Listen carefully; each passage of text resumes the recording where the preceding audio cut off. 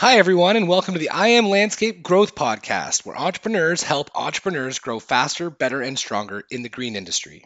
From leadership to sales to recruiting and operational excellence, we cover the topics holding entrepreneurs back and share how to get past those bottlenecks with the best in the industry. I'm your host, Rob Murray, co founder and CEO of Intrigue, a digital marketing company focused on helping landscape companies grow. So sit back and enjoy the show.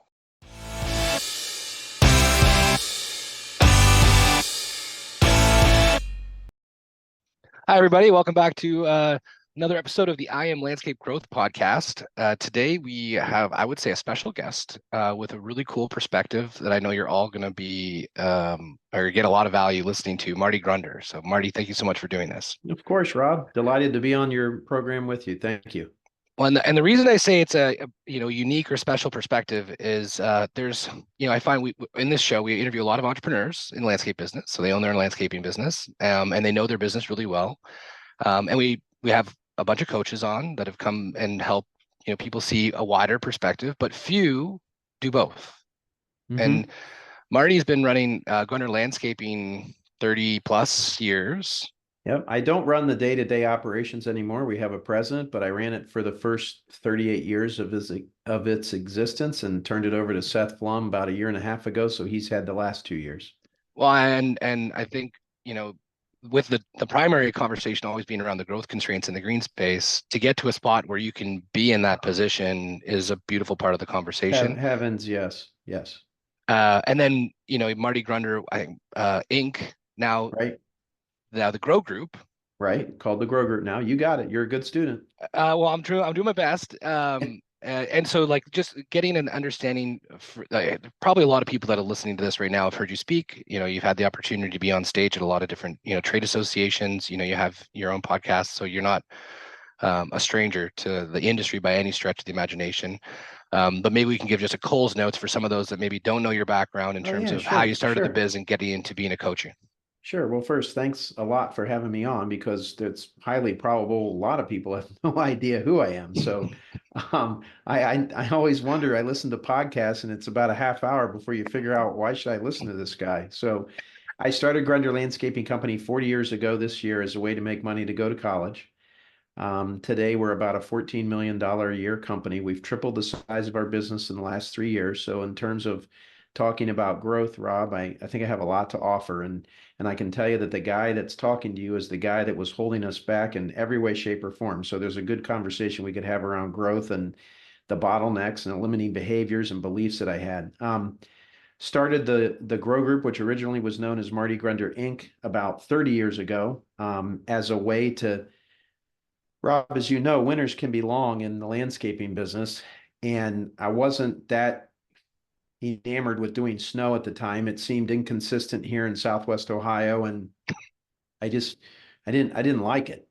Now we do a ton of snow, and I've grown to really like it. And I understand it's a way for us to keep people employed, and it's also a way for us to make a lot of money, to be honest with you. Instead of going into March when spring starts in Ohio in the hole, we can go into March with a positive bottom line, and what a difference that can do for the overall performance of an organization. So we have about 100 employees, team members is what we like to refer to them. We do commercial and residential design, build, and installation. So, and then of course the maintenance of those properties. So that's kind of a synopsis of the business. Been married 31 years to Lisa. I have 4 children that range in age from 30 to 24. And I have one granddaughter and another one on the way. So I'm even a grandpa. Amazing. And from what I've heard, because I'm just the parent of younger kids, that grandparenthood is probably one of the best stages of life. I have found all stages of life. I love kids. You hear people say that they're empty nesters. Oh, lucky you. I don't really enjoy being an empty nester.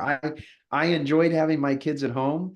I enjoy my wife. I mean, we have a lot of things. Being a grandparent is wonderful. It's amazing. It's our granddaughter is coming to stay with us tonight because my daughter and her husband, my son-in-law, have a wedding to go to.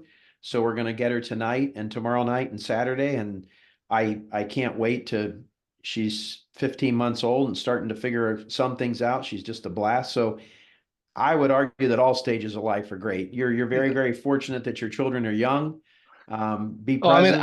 I'm in a magic window right now. They're 779, Oh my and gosh, that's the they're best. oh yeah, they Yeah, want to hang out. They're right. relatively autonomous creatures, Yep. and they're Yep. capable. It's blast. Now I will warn you, when from the age of 16 to 21, you're probably going to be the stupidest person that they've ever met. So, I also but have to then lean when, into it. yeah, but then when they get ready to go out on their own, they're like, oh, shoot, mom and dad were pretty smart. They might be able to prime my pump here and get me jump started. I guess I better see what they're saying. And then you get your children at the age mine are now that say, you know, you and mom did a wonderful job parenting. You've been great examples, great role models. And excuse me, Yeah. that's just the greatest thing to hear when you hear that from your kids. Well, I heard one of the true forms of success, and I mean, we're getting a little off track, but I think it's kind of all related, is to have your kids when they're adults want to hang out. Yeah. I think I that's don't think you beautiful. I don't think you are off track. If we look at what enables somebody to grow a business, certainly it's drive. And if you don't have drive, you're in a world of hurt. And your family should be part of what emotionally is driving you, that the business can be a conduit that enables you to do some things for them, to go on vacations, to um, be able to send them to a good school, be able to have a nice, safe car and a home and other things to do. So I think, for a lot of entrepreneurs, the family is a big part of their why. And if you don't have a why, I think it's very hard to grow because you just go in there every day and you just kind of go through the motions versus having a real reason that you're motivated to get into work and do the level of work and the amount of work that it requires to make a small business like we have work. Well, and especially when it gets tough, it's easy to run a business when it's easy. And a lot of people question what they're doing when it gets hard. So Yep. let's jump into this then conversation, which is, the main theme of the show around what you see today. I mean, things change, but often I find that there's a lot of similarities in the response to this question. But what do you see as the primary growth constraint holding entrepreneurs back in the green industry today?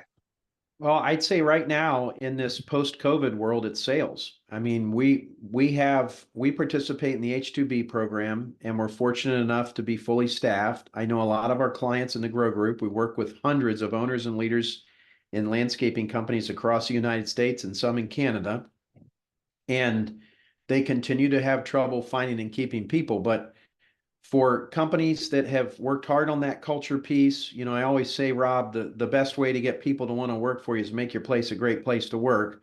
Certainly it's for some companies, they have plenty of sales. They're having trouble finding and keeping people. The majority of the companies that we're working with in the Grow Group right now, they've stabilized their workforce a little bit. They're in a better spot there, and it's sales right now. It's finding the work. During COVID, the leverage was with the contractor. The conversations we had both commercially and residentially, Rob, were when can you start? Are you sure you Yeah, can get this done? Can you squeeze it in? if you can do it, you can get it. Right. And now the question is, well, I think I'm going to get another quote. I'm not sure I want to do all that. I might wait. I might hold off. I might not talk Um, to you at all.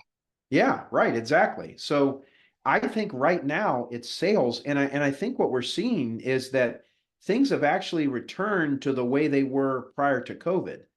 Um, when COVID happened, it would for landscapers, overwhelming majority of the ones that we work with, COVID was a windfall for them. Oh There was a yeah. refocus on the residential side for sure, and even on the commercial side, we saw companies with distribution centers and things like that were springing up everywhere. So now there are some office complexes with work from home and other things, but overall, um, and I don't wish. I'm not glad COVID happened. I'm not. I don't think No. anybody that would say that would. I mean, that's just a people died. I mean, come on, it's not good that it happened, but there is always something that comes from a challenge and a struggle that makes you better. And I think sales became so easy, some people kind of forgot the courting and the nurturing and the hustle, and the speed at which you should be pursuing sales to help you grow. And I know right now we're gonna have a record 2024. It's going to be our best year ever by far.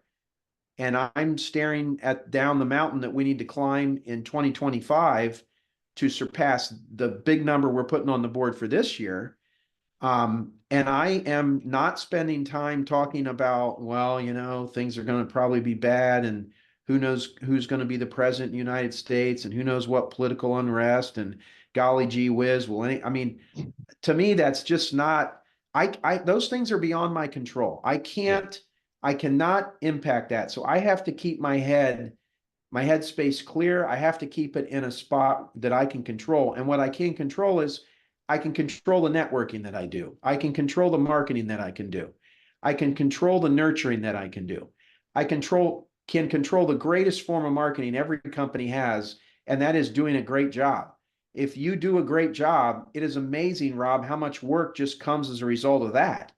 And even right now, where it is harder to make sales, it's odd. I'm not an economist. I can't put my finger on it, but people are still having trouble finding contractors, and the ones, that are looking for them, they're still having trouble finding them. And we still get things like, I can't believe you called us back. Oh, you showed up. You actually did what you said you would do. Right. You know? Baseline Yeah. fundamentals of business still keeping you at a differentiated position. And Rob, I got to be honest with you. In some regards, I'm embarrassed to say that that's our industry, and I'm doing that, and that's what's making me so successful. But then when I strip that silly conclusion that I'm embarrassed, I'm like, gosh, that's a great thing. I mean, if we just call people back, if our teams are polite, if we communicate well, if we made a mistake, be responsive, get out there, fix it, be Own nice, be it. friendly. Yeah. Right. So, Well, and there's a lot I'm giving you, but no, it's beautiful. So we have the privilege to do talks for a lot of associations and industry organizations across Canada and the U.S. And as a marketing company, that's our core focus is to generate good quality leads for folks. But we realized long ago that if these things don't turn into customers, people leave us pretty quick. So that we get the classic marketing and sales banter. We got you tons of leads. Well, they're all crap leads. Well, you don't know about sales. Well, you're giving us right. bad projects anyway. Well Um, said. yeah, and so what we've had to do and sharpen the sword over time is make it so it's crystal clear what's happening, and I think we've done a pretty good job of all that. However, what we find fascinating, a couple of things. I'd love to get your take on this. So first and foremost, when we ask an audience at any landscape association conference, whatever it may be, how many of you have been formally trained in the work that you do? Everybody puts their hand up. At some level, they've had some formal training, whether it's design, architecture, in-field training, business management, leadership, whatever. How many people in this room have done professional sales development, professional sales training? None. It's like one out of Yeah, like it's 100 crazy. or 200. And then I just I'm like, I'm not sure. Maybe I look at this differently than everybody else, but I'm under the impression that if we don't make a sale, there is no business to run. There's no operations to do it. There's no HR to find people to help do the work. There's no finance to get the Amen. money because there ain't no money. So what are we doing not doing sales training from a professional perspective to make sure we're doing a great job and communicating well and being polite and digging into the right questions to understand the problem and diagnosing before we prescribe solutions? What's your take on what's going on with that? Everything you just said, that I mean, I could be talking to myself. I'm amazed. We obviously see value in training on operating a chainsaw or planting a tree, but we end up promoting somebody because they were there 10 years into sales. We make our top salesperson our sales manager. They flounder and we wonder why. There really is a serious disconnect in the sales, and that's one of our strengths that we train on here at the Grow Group. Mm. And our own company is a great example of that. We spend a tremendous amount of time training. We spend a tremendous amount of time role playing.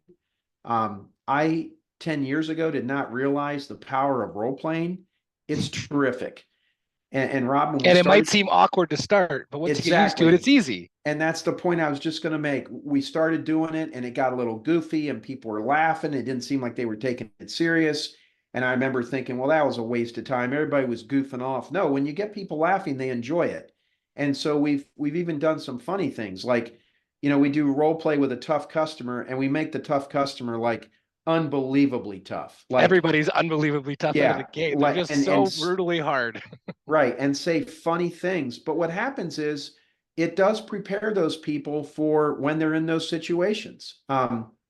my daughter was a college soccer player. One of her friends, where she played soccer, ended up getting drafted by the Bengals and played in the National Football League. He's still in the league. And after he scored his first touchdown, he was over at our house. And I said to him, I said, hey, his name is CJ Uzoma. I said, CJ, I said, you know, you're on Monday Night Football. Did you know that that pass was coming to you against the Chiefs in Arrowhead Stadium, you know, super loud stadium? Did you know that that was, you were the first option? He goes, oh yeah, I knew it. I said, well, when you broke from the huddle and put your hand down in the dirt on the line, were you nervous? He's like, no. I said, oh my gosh, how could you, like, you went out 7 yards, you turned around, and Andy Dalton delivered the ball right here in your A breadbasket. You bullet. caught a bullet. It's a touchdown. I mean, I don't even understand how you could even do that. And he called me Mr. G. He's like, Mr. G. He goes, you got to understand something. We practiced that play. I bet I ran that play 500 times. And if I don't catch that ball in practice, I don't play, let alone start, Mr. G. I might even get cut. Like if I drop that, you know, if I have 4 bad practices in a row, I might be downgraded to the practice squad. Depending on how bad I do, I might be off the team. He's like, so all the pressure was when we were practicing that the game became easy. Like I knew instinctively what to do. And I said, well, did you hear the crowd? He's like, no, I didn't really. Like I was so well trained in the muscle memory and everything that it was natural. It was really natural. I mean, all I had to do was not trip and fall, and I was going to be turned around.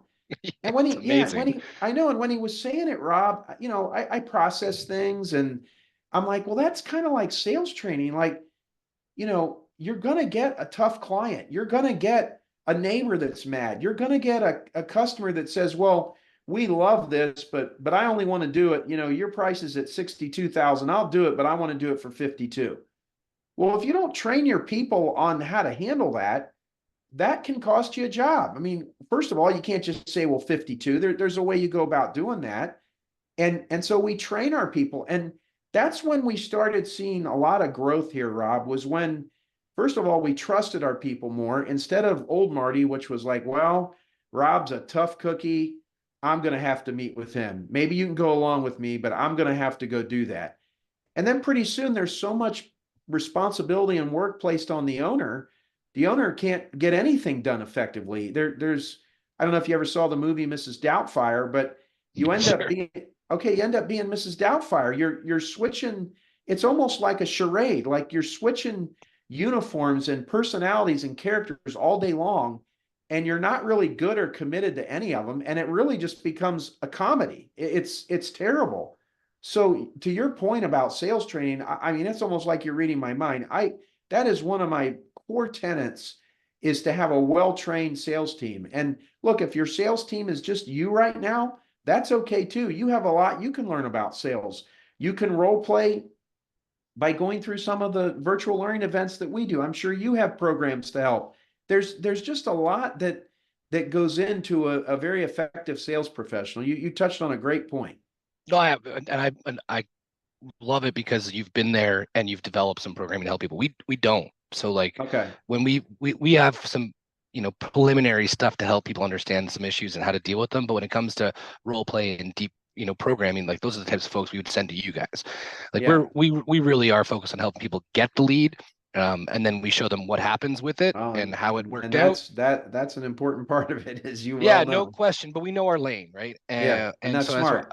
and I really appreciate the perspective though that you're bringing to this thing. And one of the things I wanted to get back to, you kind of mentioned this before about bottlenecks and mindset, self-limiting beliefs, and you've just touched on it now. One of the things I found interesting over the years is, okay, sales training is one thing, but what I found in sales training that was a really cool outcome, at least from my experience, myself personally, and with our team, is that it is, I found sales isn't between us and the prospect. Sales is between us and our parents. And we have all these things that make us uncomfortable, or not wanting to ask a tough question, or stick around in some silence for a moment or two while someone thinks about it, and not just try to fill the void, whatever it might be. That actually becomes like a leadership development kind of program, to understand ourselves better, in terms of what our self-limiting beliefs are and where the scripts are running from our parents, blah blah blah blah blah, which then I think parlays into great leadership. And I find sales and leadership actually have a lot of very similar I fundamentals. I love Um, how you're presenting that. Yes. yeah, so one is with a customer and one's with your team. Right. So I'm just curious from your perspective, as you acknowledge the fact that you're bottlenecking and you started to step away, started to trust more, did you see some of those professional sales training elements, parlay over to you becoming a better leader? Rob, quite frankly, to be completely blunt with you, I think what was setting in on me was something called imposter syndrome. And I continue to travel around the country teaching and helping the owners and leaders of landscaping companies grow their businesses, but I wasn't growing my own. And I would go into somebody and I would see how they had a death grip on something and they were not delegating. They weren't letting other people, they weren't creating a work environment when I would look at that I would want to work on. And I distinctly remember coming back from Wichita, Kansas on a flight where I was working with a landscaper and I said, look, that's it. I gotta like do something drastic here. I gotta trust my people more and I just gotta see if they're up to it because everywhere I go, I see owners trusting their people more than I'm trusting mine. And Huh. it's working for them. Like it's not perfect, but it's working. And I'm a perfectionist, Rob. Like I can't we get a bad Google review and we got a terrible one the other day. We didn't do the work. They have us confused with someone else and we finally got it taken down. That's all I could think about for like 3 hours. And that's not rational. Like I should at age 56 be able to compartmentalize that and not let it wreck me, but it did. But you still care.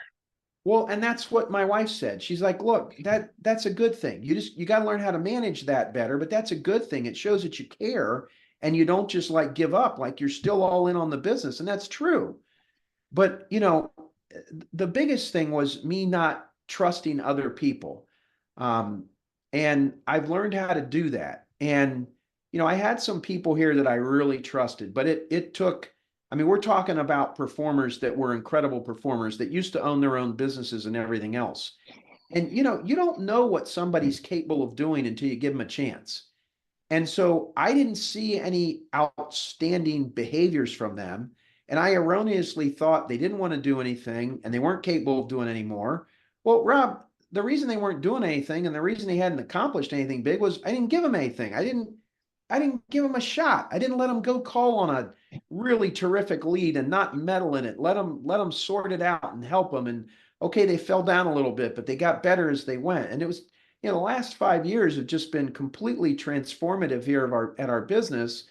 And it coincides with me getting out of the way, loosening the grip, not being such a perfectionist, understanding that people are not going to come to you and say, I want to do more naturally. Like you got to throw them a bone and you got to create an environment where they can see an opportunity is there for them. And we didn't have opportunities for them. We weren't growing. All my people were in their 50s and 60s in management roles.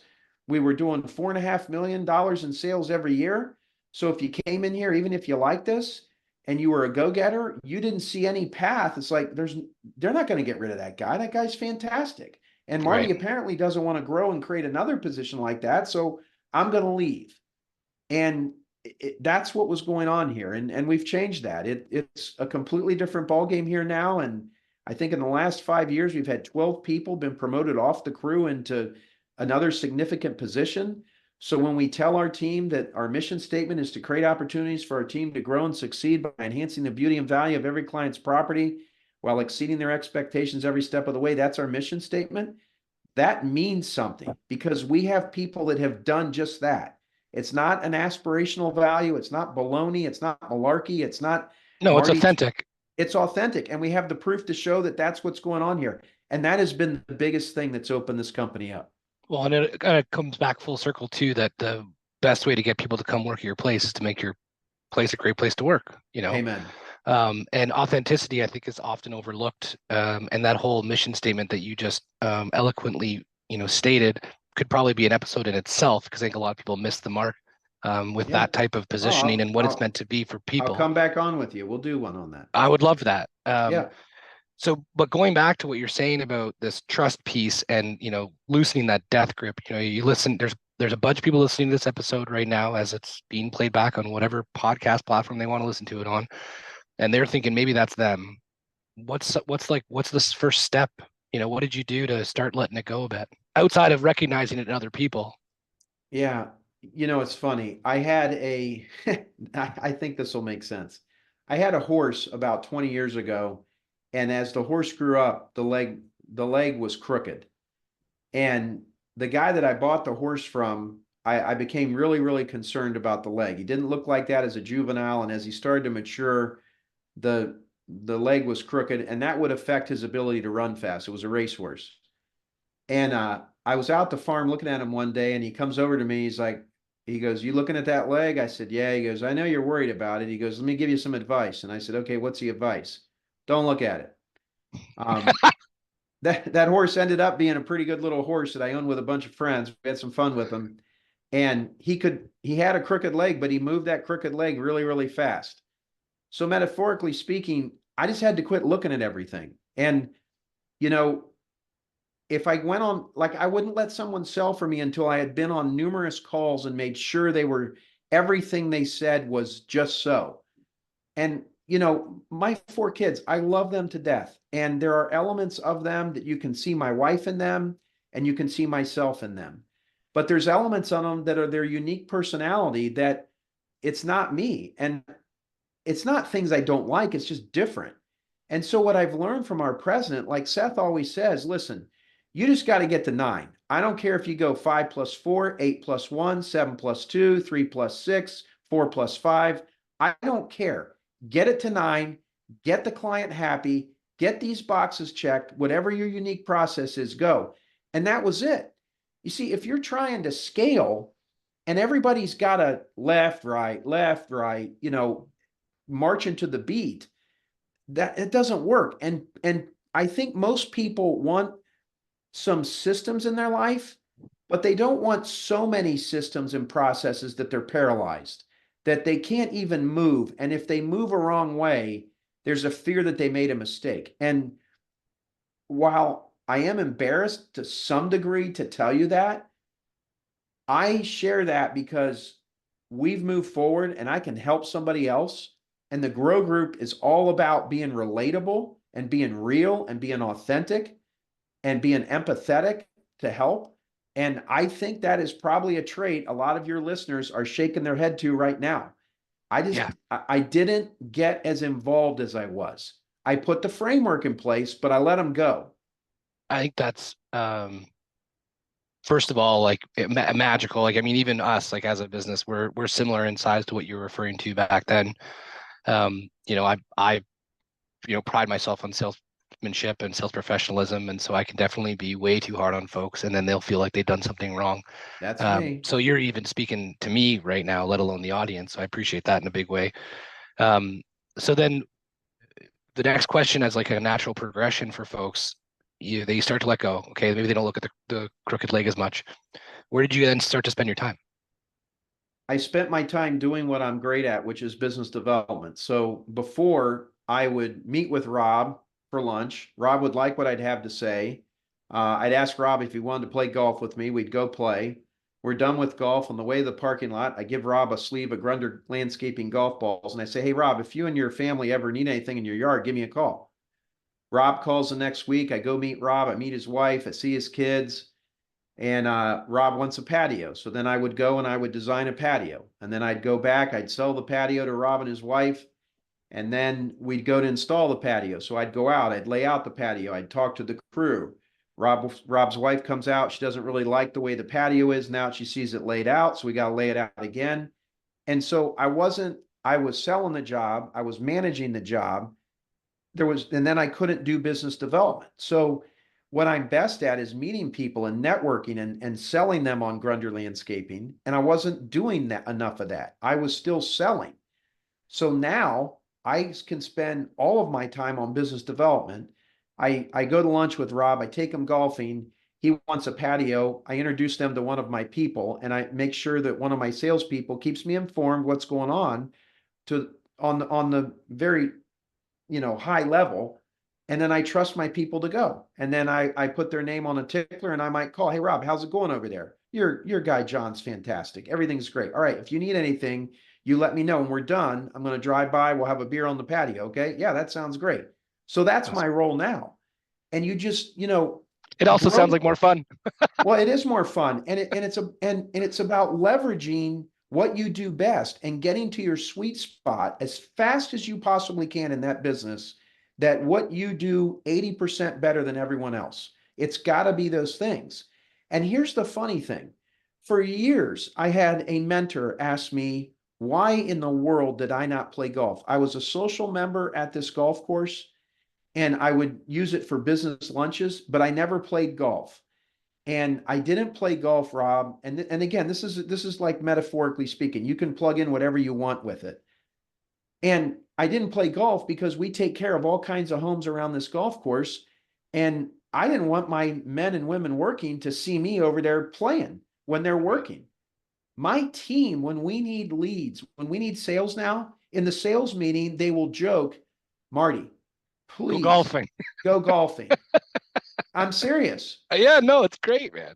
And that's the thing. Like I think too many entrepreneurs, you mentioned about being quiet and thinking when we were talking before. I don't think enough of us do that. And we don't like get to the real reason. Like if what is the one thing that if you focused on that the most, would it make the greatest impact in your business? When you go and you're talking to a fellow landscaper, or you come to one of our events, or you go to an event, another event, and you guys are trading war stories, what is that you're really struggling with? And what we find, Rob, often is that the owner is not spending enough time on those things that they're complaining or they know are shortcomings in their business. So if we know that sales are an issue, are you going to just keep talking about that? Or are you going to do something drastic? Like, are you going to go blanket a neighborhood with door hangers? Are you going to start pushing videos out on YouTube? Are you going to start getting involved at your Chamber of Commerce? Are you going to take your top 10 clients and go see them in person and walk their yards with them and do an audit? Like, what are you going to do? What's going to change? And where are you going to put effort that would fix some of those issues?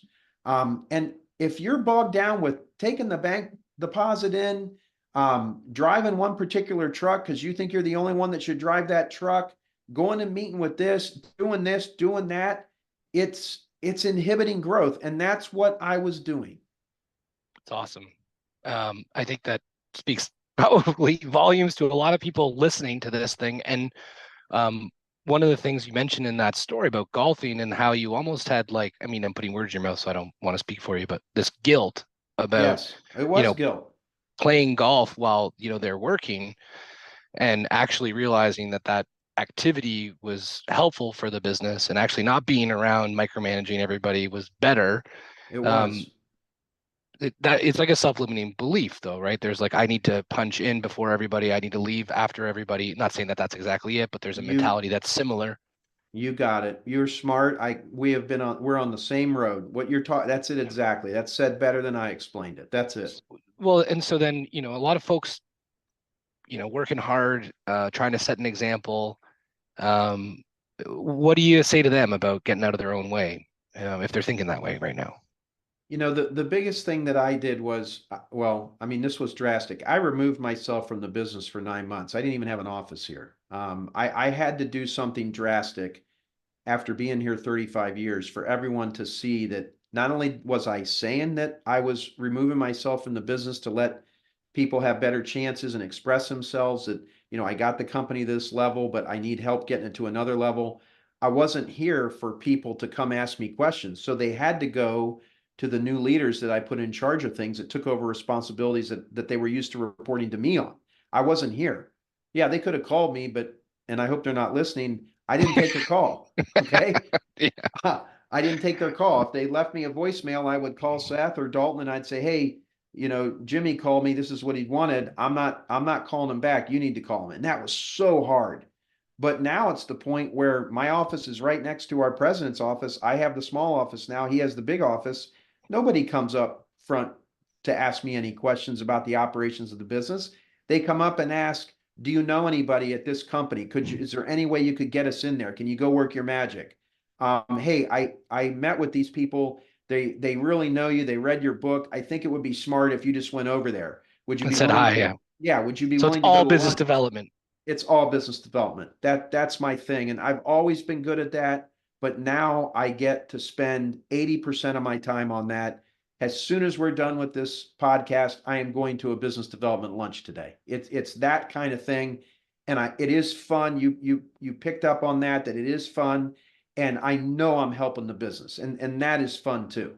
Well, I mean, and I think if the large or the vast majority of entrepreneurs, when you're doing what you're great at, it is fun, regardless of what you're great at, Well said. Um, so, in light of the fact that you are going to a lunch for more business development activity, because one could argue what you're doing right now is business development activity. That's true Um, too. uh, we have to do this again because I'm gonna kind of cut us short on time because we've had an opportunity to be here almost 40 minutes. But one of the things I always ask folks before we leave, from like a resource perspective, is somebody that inspired you maybe along the way, an author, keynote, whatever it might be, something that you'd share with the audience that they might want to go check out. I have a ton. I hope I do get to come back and I can share more. Dale Carnegie's book, How to Win Friends and Influence People, is Timeless. a it is. It's a book that was written in 1937, yet it still frequently appears on best-selling business book lists. And what that should get across to everyone listening is that success begins and ends with people. And your ability to win friends, to make friends and influence people is that's paramount to your success. I read that book or I listen to it on uh, Audible once a year. And there's Love it. always something in there that I take away, even if it's just, I got to remember to do that more. I've got to remember, I got to, I've accomplished a lot. I'm 56 years old. I got a pretty big shadow now. Marty, remember to be interested rather than interesting. You don't have to tell people what you did. Talk to them, be present. It's those things. Yeah, And it's cool. we make all of our people here read it. I think it's a wonderful book. And the other reason I really like the book, Rob, is, the basic premise of the book is take an interest in others and they'll take an interest in you. That works at work.